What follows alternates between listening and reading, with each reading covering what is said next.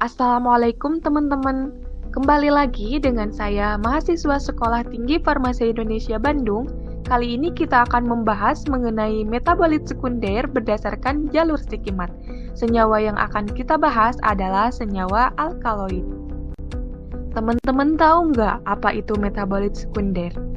Metabolit sekunder adalah senyawa-senyawa kimia yang diproduksi oleh organisme sebagai respon terhadap tekanan lingkungan atau sebagai bagian dari interaksi mereka dengan organisme lain. Salah satu kelas metabolit sekunder yang penting adalah alkaloid. Ini dia struktur alkaloid. Metabolit sekunder alkaloid adalah senyawa organik yang memiliki cincin heterosiklik nitrogen dan umumnya dihasilkan oleh tumbuhan, meskipun beberapa juga diproduksi oleh bakteri, jamur, dan hewan. Senyawa ini dianggap sebagai sekunder karena tidak penting untuk kelangsungan hidup tumbuhan, namun dapat memberikan keuntungan evolusioner seperti melindungi tanaman dari serangan herbivora dan juga patogen.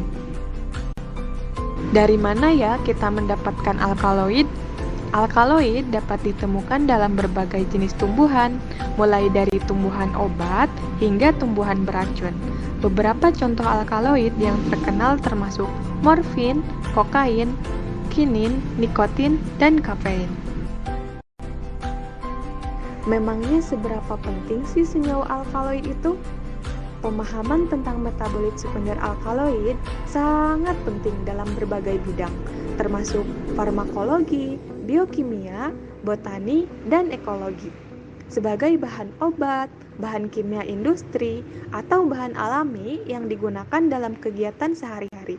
Namun, seiring dengan penggunaannya yang semakin luas, perlu diwaspadai efek samping dan juga penyalahgunaan yang mungkin terjadi. Lalu apa aja ya fungsi alkaloid itu? Alkaloid berfungsi sebagai hasil buangan nitrogen seperti urea dan asam urat dalam hewan. Salah satu pendapat yang dikemukakan pertama kali sekarang tidak dianut lagi. Selanjutnya, pada beberapa kasus, alkaloid dapat melindungi tumbuhan dari serangan parasit atau pemangsa tumbuhan. Kemudian, alkaloid dapat berlaku sebagai pengatur tumbuh karena dari segi struktur, beberapa alkaloid menyerupai pengatur tumbuh.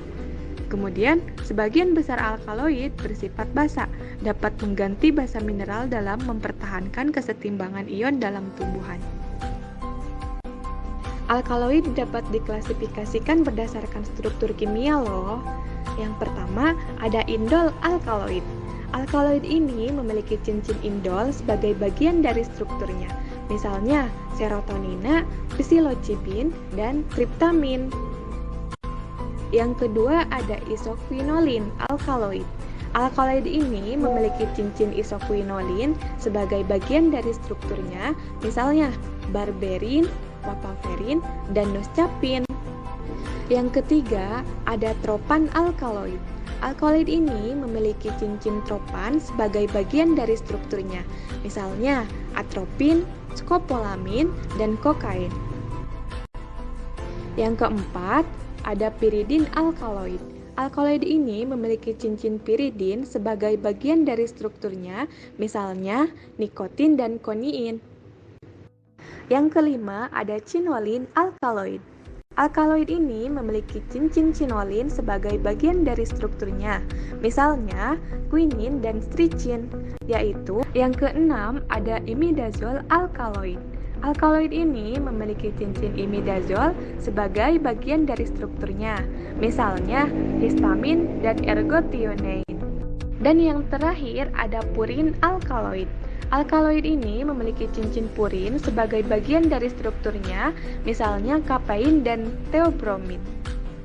Itu ada juga loh kelompok alkaloid lain yang tidak termasuk yang tadi disebutkan, seperti alkaloid fenetilamin, kemudian alkaloid steroid, dan alkaloid terpenoid. Setiap kelompok alkaloid memiliki struktur dan sifat kimia yang unik, sehingga memberikan efek farmakologis yang berbeda pada tubuh manusia dan juga hewan. Lalu apa aja ya contoh alkaloid itu? Dan efek farmakologisnya gimana ya? Mari kita bahas. Yang pertama ada kafein. Alkaloid ini ditemukan dalam kopi dan juga teh dan memiliki efek stimulan pada sistem saraf pusat. Kafein dapat meningkatkan kewaspadaan dan mempercepat denyut jantung. Yang kedua, ada nikotin. Alkaloid ini ditemukan dalam tembakau dan memiliki efek stimulan pada sistem saraf pusat. Nikotin juga dapat menyebabkan ketergantungan loh dan juga berdampak buruk pada kesehatan. Yang ketiga, dari kokain. Alkaloid ini ditemukan dalam tanaman koka dan memiliki efek stimulan dan anestesi lokal. Kokain juga dapat menyebabkan ketergantungan dan digunakan sebagai obat narkotik. Selanjutnya kita bahas kerangka utama struktur kimia senyawa alkaloid. Struktur dasar yang membentuk kerangka rangkaian atom dalam molekul alkaloid. Struktur kerangka utama ini menentukan sifat dan juga karakteristik kimia dari senyawa alkaloid tersebut. Yang pertama ada piridina. Kerangka ini terdiri dari cincin heterosiklik 6 anggota dengan 1 atom nitrogen di dalamnya. Contoh, alkaloid dengan kerangka piridina termasuk nikotin dan anabasin. Yang kedua ada piperidina. Kerangka ini terdiri dari cincin heterosiklik 6 anggota dengan 2 atom nitrogen yang berdekatan. Contohnya, alkaloid dengan kerangka piperidina termasuk koniina dan piperasina. Yang ketiga ada pirolidina. Kerangka ini terdiri dari cincin heterosiklik 5 anggota dengan 1 atom nitrogen di dalamnya. Contoh alkaloid dengan kerangka pirolidina termasuk higrina, atropina, dan juga kokaina. Yang keempat ada quinolina. Kerangka ini terdiri dari cincin heterosiklik 3 anggota, 1 cincin heterosiklik 6 anggota, dan 1 atom nitrogen. Contoh alkaloid dengan kerangka quinolina termasuk kinina dan juga kinidina. Yang kelima ada indol. Kerangka ini terdiri dari cincin heterosiklik 6 anggota dengan 2 atom nitrogen di dalamnya. Contoh, alkaloid dengan kerangka indol termasuk triptamin, serotonin, ergotamin, dan reserpin. Yang keenam ada isocinolina. Kerangka ini terdiri dari 2 cincin heterosiklik, yaitu cincin heterosiklik 6 anggota dan 1 cincin heterosiklik 5 anggota yang terhubung. Contohnya, alkaloid dengan kerangka isocinolina termasuk morfin, kodein, dan papaverin.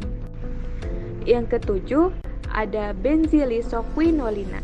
Kerangka ini terdiri dari 3 cincin heterosiklik, yaitu cincin heterosiklik 6 anggota, 1 cincin heterosiklik 5 anggota, dan 1 cincin aromatik. Contohnya, alkaloid dengan kerangka benzilisoquinolina termasuk berberin dan tubokurarin.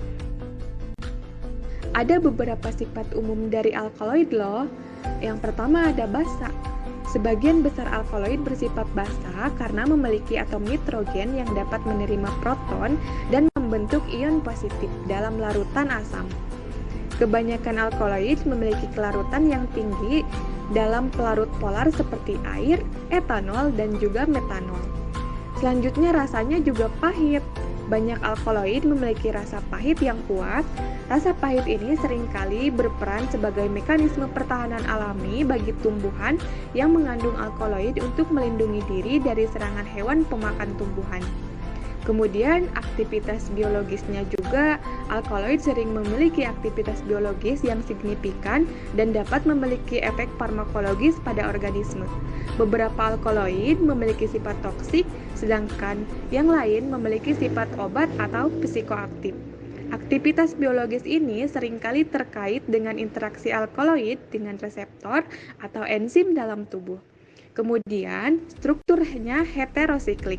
Sebagian besar alkaloid memiliki struktur molekul yang kompleks dan sering mengandung cincin heterosiklik.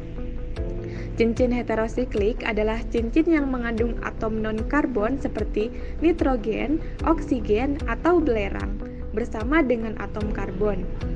Kemudian, mereka biasanya dihasilkan sebagai produk yang sekunder metabolisme yang terlibat dalam pertahanan, komunikasi, atau interaksi dengan lingkungan. Perlu kita tahu bahwa ada beberapa tahapan umum loh dalam metabolisme alkaloid. Tahapan pertama ada biotransformasi. Dapat terjadi dalam berbagai organ, termasuk hati, ginjal, dan paru-paru. Biotransformasi ini dapat melibatkan berbagai jenis reaksi seperti oksidasi, reduksi, hidrolisis, dan juga konjugasi. Yang kedua ada oksidasi, melibatkan enzim sitokrom P450 yang bertanggung jawab untuk memodifikasi struktur alkaloid dengan menambahkan gugus fungsional oksigen seperti hidroksil, keton, atau asam karboksilat. Reaksi oksidasi ini dapat meningkatkan kelarutan alkaloid dalam air, mempermudah pengeluaran melalui urin. Yang ketiga ada konjugasi. Alkaloid dapat diubah menjadi senyawa konjugat melalui reaksi dengan senyawa endogen lainnya, seperti glukronat, asam glisin, atau asam sulfat. Konjugasi ini membantu meningkatkan kelarutan alkaloid dan memfasilitasi pengeluarannya melalui urin. Selanjutnya ada eliminasi. Alkaloid yang sudah dimetabolisme akan diekstrasikan dari tubuh melalui urin atau feses.